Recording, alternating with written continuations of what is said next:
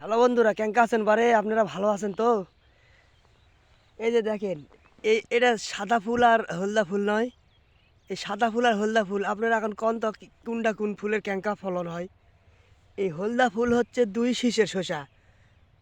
এটা হচ্ছে দুই শীষের শসা, আর এই সাদা ফুলেরটা হচ্ছে চার শীষের শসা। এটা মিশাল করে কি জন্য ফলন হয়েছে কোন তো? হলদা ফুল আর সাদা ফুল আমি আর মুচ্ছে না আপনাকে কই। এই সাদা ফুলেরটা হল চার শীষের শসা। এটা অনেক বড় হয় গাছ, নিচ্ছে না বাতাস হলে বা এর যতগুলো ফলন হয় এটা এমনি হেলা পড়া যায়। এই জন্যে এটা হচ্ছে হেলা পড়া যায়। এই জন্যে এটার ফলন বেশি জন্য হেলা পড়া যায়। এর সাথে এই দুই শীষের শসা দেয় কী জন্যে?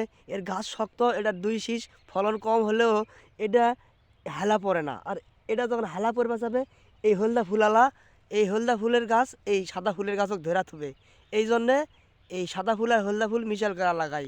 বুঝতে পারছেন? বেচতে এরা সমস্যা হয়, কিন্তু এরা তেলই বেশি খায়। যারা তেল বেশি খায়, হলদা ফুল সাদা ফুলও মিশাল হয়, 10 টাকা কম হয়, কিন্তু পোড়া গেলে কিন্তু ফলন হয় না।